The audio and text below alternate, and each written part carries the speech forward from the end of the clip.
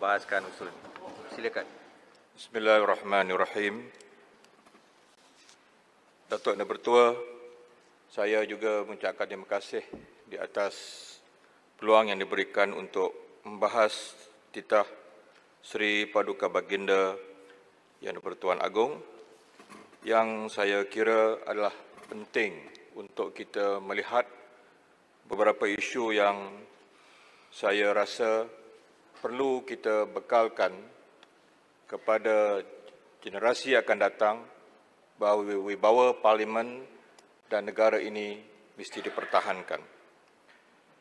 Datuk Yang Bertua, saya memulakan bicara pada petang ini tentang konsep rule of law yang mesti kita ambil sebagai suatu topik yang tidak boleh kita pandang daripada politik semata-mata, tetapi by convention, dengan izin, dengan kita merujuk kepada beberapa peristiwa penting dalam sejarah Parlimen yang saya rasa Datuk Yang Bertua sebagai speaker pada hari ini maklum dengan rujukan eskime yang dianggap kitab kepada Parlimen yang Commonwealth Parlimen dengan izin atau kepada mana-mana convention yang berlaku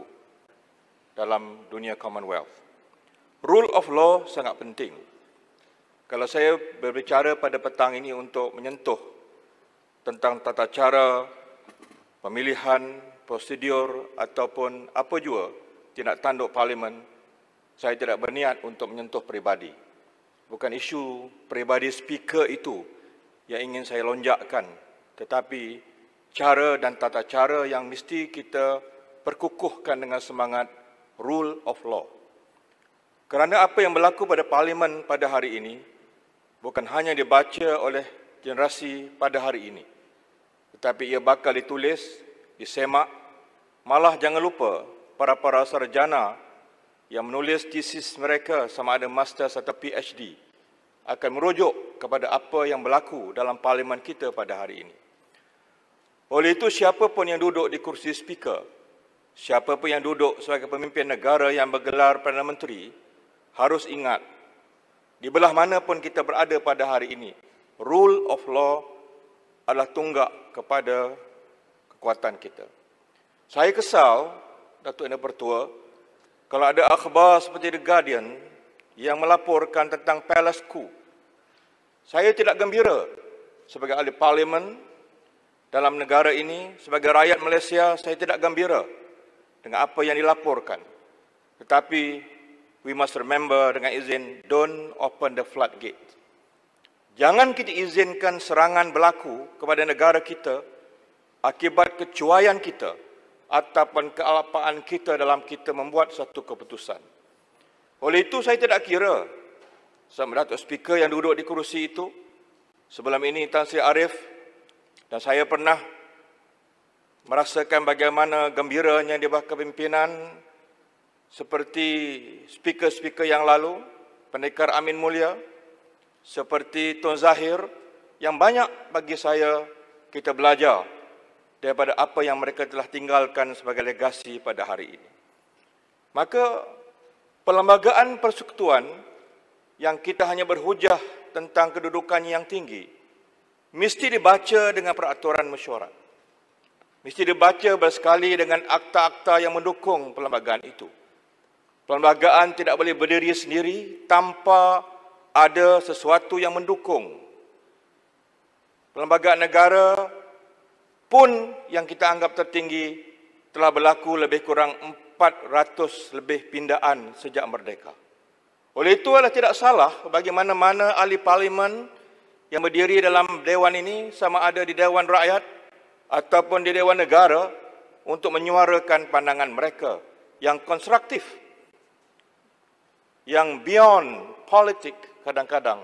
Tapi yang penting kita mesti memastikan rule of law itu berlaku. Apa salahnya diberikan masa untuk kami juga memberikan nama sebagai calon. Itu tidak salah. Kami faham setiap mana kerajaan yang berubah mesti mahu speakernya sendiri. Itu saya faham. Dan ini berlaku dalam mana-mana negara Commonwealth yang mengamalkan demokrasi. Cuma tata cara itu mestilah diperbetulkan pada perhitungan dan perkiraan saya. Kalau diundi, menang Datuk Speaker, ya, kita harus hormat kepada kerusi itu kerana ia sebahagian daripada Parlimen. Maka oleh itu saya rasa perkara ini harus menjadikan kita kepada satu perhatian yang mendalam bagaimana rule of law itu mesti kita pertahankan. Dalam kes ini Datuk Speaker, saya merujuk pada satu prosedur ataupun satu convention yang telah menjadi amalan di negara India yang dianggap sebagai sebuah negara pengamal demokrasi yang ulung. Dalam kes Perdana Menteri Indira Gandhi yang bertindak mahu meminda perlembagaan India bagi memberikan imuniti terhadap semua proseding jenayah. Ini pandangan Indira Gandhi pada waktu itu. Sebagai Perdana Menteri, sebagai Presiden, sebagai pemimpin negara, saya faham masing-masing ada visi dan misi untuk mereka bawa ataupun mereka ingin Parlimen ataupun mereka ingin negara menterjemahkan hasrat atau visi politik mereka. Ini berlaku di India. Bagaimana kes Karsa Varanati versus the States of Kerala dalam Supreme Court of India yang telah menjadi satu rujukan kepada pengamal undang-undang ataupun penggemar demokrasi, pemerhati-pemerhati politik bahawa Supreme Court menolak apa yang telah dilakukan oleh Indira Gandhi. Maka dengan itu, bagi saya, dengan hanya berhujah, kita ada perlembagaan tetapi kita harus juga melihat dari segi prosedur yang berlaku. Kalau saya masih mendengar hujah daripada menteri yang menjaga undang-undang, ini adalah kita merujuk pada perlembagaan ya, tentang kalau perlembagaan mengizinkan kita untuk expression of freedom of expression ya, kebebasan bersuara, saya tidak boleh. Contohnya kalau rakan saya sedang berdiri untuk berucap, saya juga nak berucap atas nama, oh ini kebebasan bersuara. Tidak boleh. Undang-undang itu harus didukung dengan peraturan. Kita pernah melalui Akta Polis, Akta Keselamatan Dalam Negeri yang pernah kita berlangsung berbahas panjang puluhan tahun di dalam Parlimen ini. Suatu waktu dulu semua orang mengatakan, kalau pembangkang yang mengatakan undang-undang ini zalim, maka berlakulah satu perbahasan yang panjang. Tapi tugas ahli Parlimen yang mendukung rule of law tetap konsisten. Dan akhirnya pada tahun 2007, 2008 dan 2009, perbahasan yang panjang dalam Parlimen ini, akhirnya pihak kerajaan juga pada waktu itu mengambil tindakan memansuhkan Akta Polis, memansuhkan ISA. Oleh itu, kita belajar daripada semua sejarah ini bahawa kita jangan takut untuk menyuarakan kebenaran. Yang akhirnya, time will tell. The truth will prevail. Yang kita rasa penting untuk negara ini diselamatkan. Dan pada hari ini, alhamdulillah, sama ada komitmen itu di pihak pembangkang pada waktu itu, atau pihak kerajaan, tidak ada lagi anak-anak Malaysia, warga negara Malaysia yang dizalimi oleh akta-akta yang kita anggap draconian pada waktu itu, yang akhirnya Kerajaan Barisan Nasional pada waktu itu juga bersetuju untuk memansuhkan akta-akta yang zalim itu. Itu sebagai contoh, Datuk Speaker, bagaimana kita harus berperanan di dalam kita melangsungkan perjuangan ini. Kemudian saya ingin untuk memastikan bahawa reform Parlimen ini harus diteruskan. Ya. Apa yang Tan Sri Ariff telah buat ya, tentang MQT, itu telah saya rasa menjadi satu budaya baru sejak 2008, sejak kami mengambil alih atas nama Kerajaan Pakatan Harapan. Speaker pada waktu itu di atas pandangan-pandangan yang telah diberikan oleh ahli Parlimen, NGO, tokoh-tokoh politik telah memberikan pandangan, maka MQT pada hari ini menjadi sebahagian daripada suara parlimen, budaya parlimen. Saya harap speaker yang baru akan terus mempromosikan ataupun melangsungkan hasrat untuk melihat satu hari esok ada pula Prime Minister question time. Itu yang kita mahu melihat. Kalau kita ingin mengambil Westminster House of Commons dalam setiap hari Rabu, melihat Perdana Menteri dan Ketua Pembangkang berdebat tentang isu-isu negara, saya harap dalam masa yang singkat juga speaker akan mengambil satu peranan untuk menjadikan Prime Minister question time itu menjadi suatu keyakinan. Dan saya rasa apa yang telah dibawa ataupun dikemukakan oleh speaker yang lalu itu akan menjadi satu legasi yang kita dukung bersama, dan inilah penting untuk parlimen kita bergerak maju pada masa akan datang. Saya juga terus menyuarakan hasrat yang telah lama tidak kesampaian, Datuk Speaker, iaitulah speaker juga harus menjadi juara dalam kita mengembalikan sebahagian besar the very fundamental right dalam Akta Suruhanjaya Parlimen. Status serang undang-undang telah dihantar ke Peguam Negara untuk disemak dan akan diberentangkan dalam Dewan Rakyat. Adakah ini akan menjadi suatu kenyataan? Parlimen harus diberikan suatu hak dan kebebasan mutlak yang berpandukan kepada rule of law. Dan saya harap apa yang menjadi impian kita semua, Akta Suruhanjaya Parlimen ini akan menjadi satu kenyataan, dan ini akan menjadi satu lagi legasi yang bakal kita tinggalkan.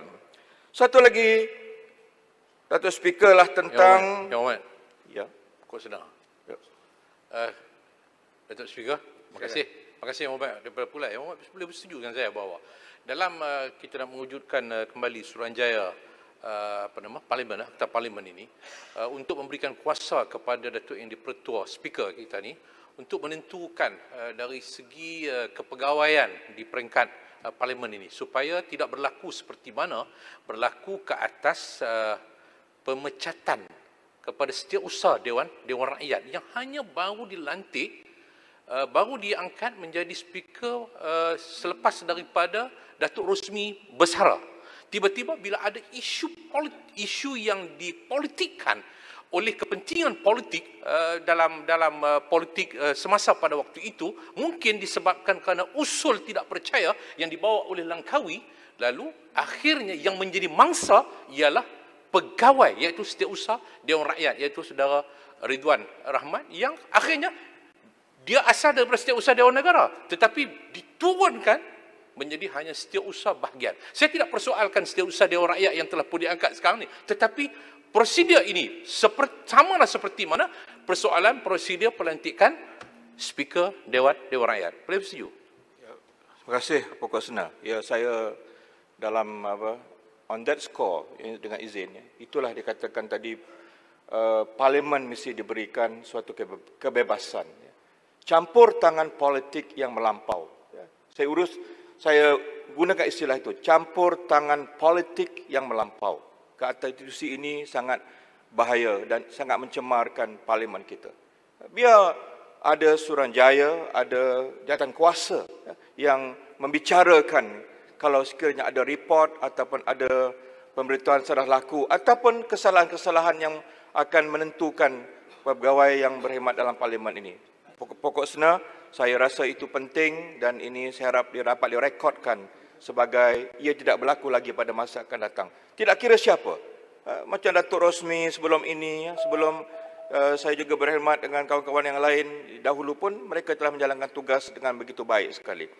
Datuk Speaker, yang kedua, isu saya yang ingin saya sampaikan adalah, boleh masa ekstra sikit ya, tentang saya mencadangkan supaya Menteri Agama lain sikit kali ini.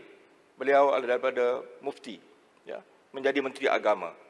Saya harap satu akta digubal, Akta Penyalahgunaan Agama.